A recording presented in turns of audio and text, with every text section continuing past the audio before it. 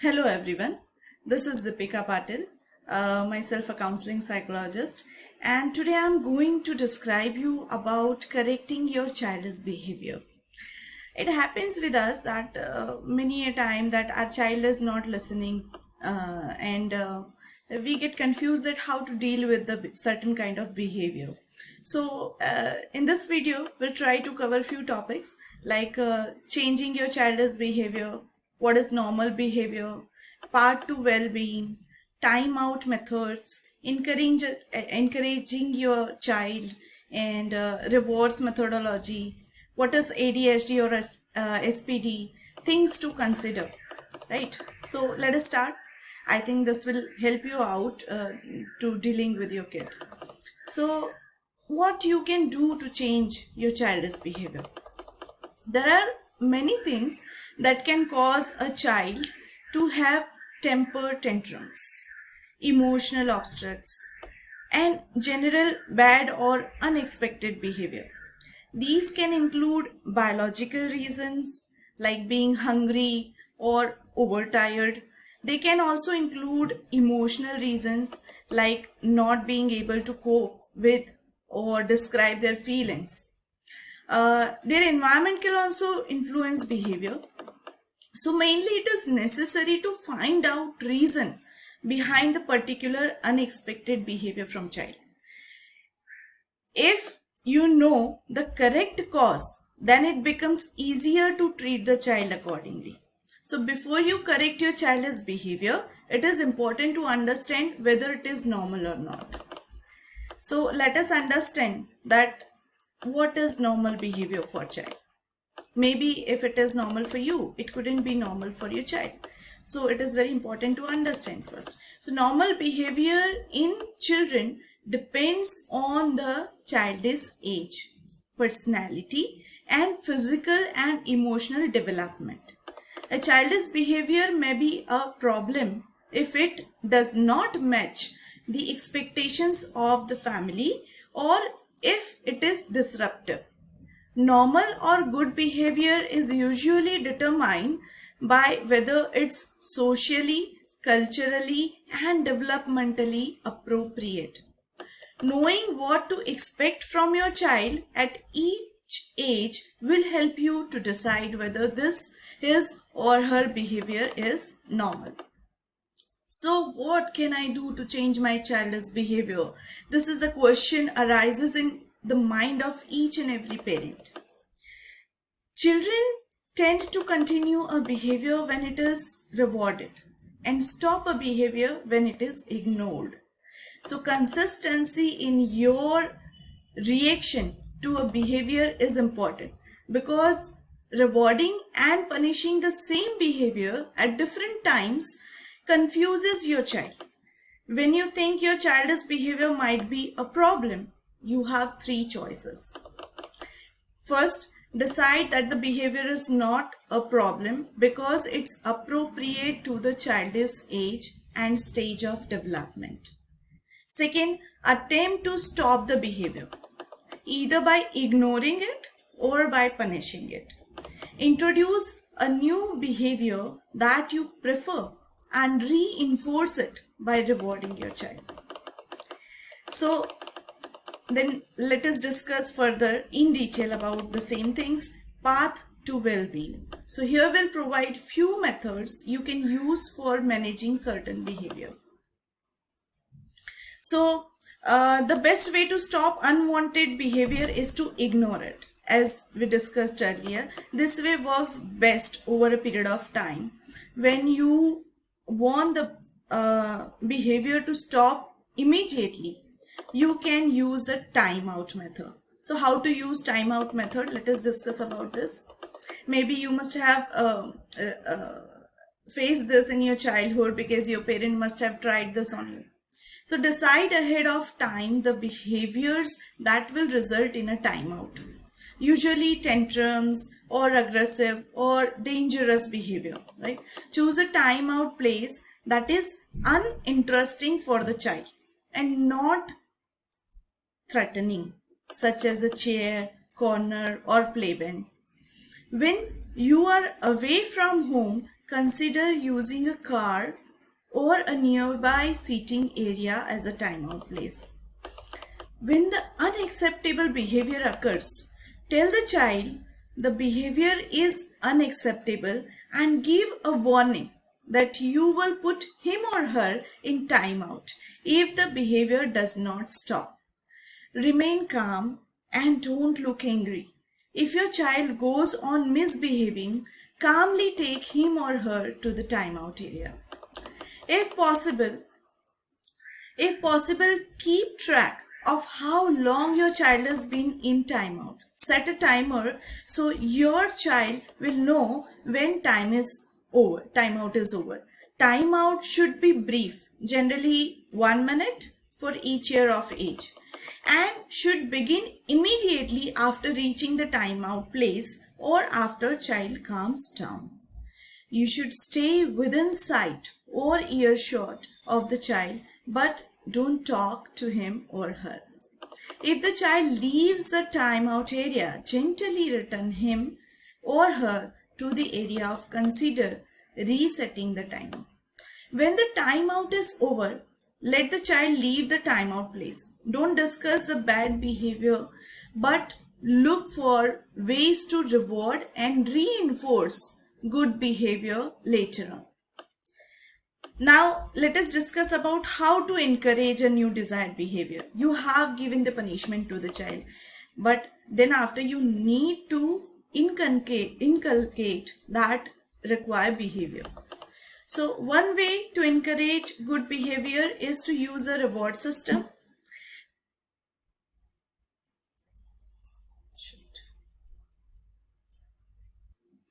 Children who learn that bad behavior is not to irritate and that good behavior is rewarded are learning skills that will last them a lifetime.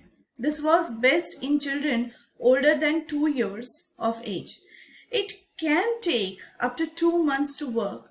Being patient and keeping a diary of behavior can be helpful for parents. Now,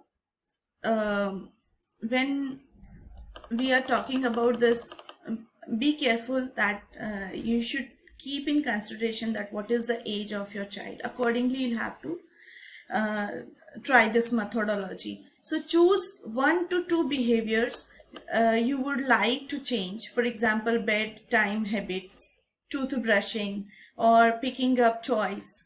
Choose a reward your child would enjoy.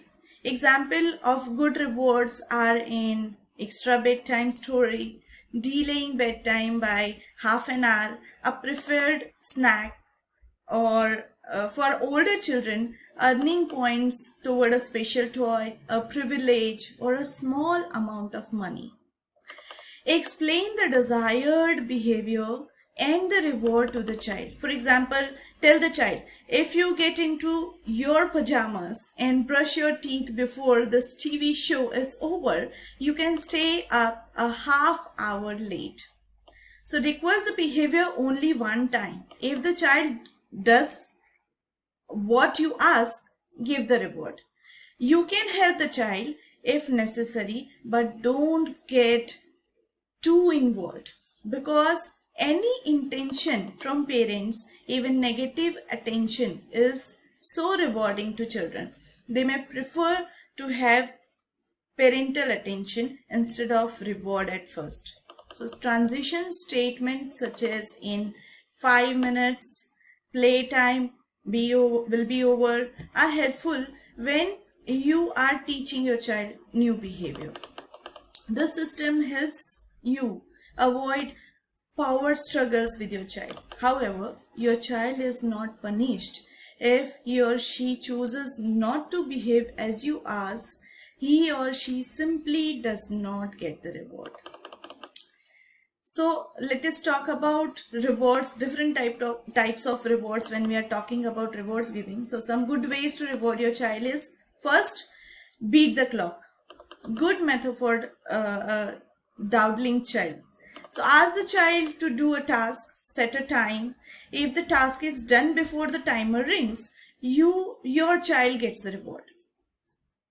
To decide the amount of time to give the child, figure out your child's best time to do the task and add 5 minutes. Second one, the good behavior game. Good for teaching a new behavior, right? If you would like to teach a new behavior to your child, this is a nice game. Write a short list of good behaviors on a chart and make the chart with a star each time you see the good behavior. After your child has earned a small number of stars, depending on the child's age, okay, give him or her a reward. The third one is good marks or bad marks. Best method for difficult, highly active children, the children who are so energetic, right? For them, you can use this method. In a short time, about an hour, put a mark on a chart or on your child's hand each time you see him or her performing a good behavior. For example, if you see your child playing quietly, solving a problem without fighting, picking up toys, or reading a book, you would mark the chart. After a certain number of marks, give your child a reward. You can also make negative marks each time a bad behavior occurs. If you do this, only give your child a reward if there are more positive marks than negative marks. Developing quiet time. This is again often useful when you are making supper. So ask your child to play quietly, alone, or with a sibling for a short time, maybe 30 minutes. Check on your child frequently, every 2 to 5 minutes, depending on the child's age, and give a reward or a token for each few minutes they were quiet or playing well. Gradually increase the intervals. Go from checking your child's behavior every 2 to 5 minutes to checking every 30 minutes. But continue to give rewards for each time period your child was quiet or played well. Got it? So this works fabulously if you are doing it continuously and properly. What if my child's behavior is caused by attention deficit hyperactivity disorder or sensory processing disorder? If your child has sensory issues, sometimes called sensory processing disorder or SPD, or attention deficit hyperactivity disorder, ADHD, he or she may be unable to sit still.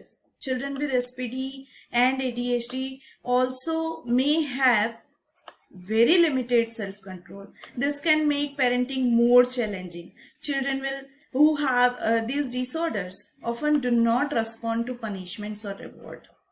So most often parenting a child with ADHD and SPD requires you to deal with their emotions first and behavior second. There are many ways to help teach a child with ADHD or SPD to deal with their emotions. These includes breathing exercise, using an emotional levels chart, and using deep pressure as a way to calm them. Only after your child is calm you can begin to explain why his or her behavior was not appropriate or unexpected. Over time, he or she may begin to learn self-regulation of emotions. This may help with behavior. What else can be done to help the child behave well? So things you can try is like accept your child's basic personality first, and whether it's shy, social, talkative, or active. Basic personality can be changed a little, but not very much. Try to avoid situations that can make your child cranky, such as becoming overly stimulated, tired, or bored, and develop little routines, rituals. As children get older, they may enjoy becoming involved in household rule making. Fine. I think this would be helpful for you to manage your child's behavior. Feel free to ask if you have any concern for your child. Thank you so much.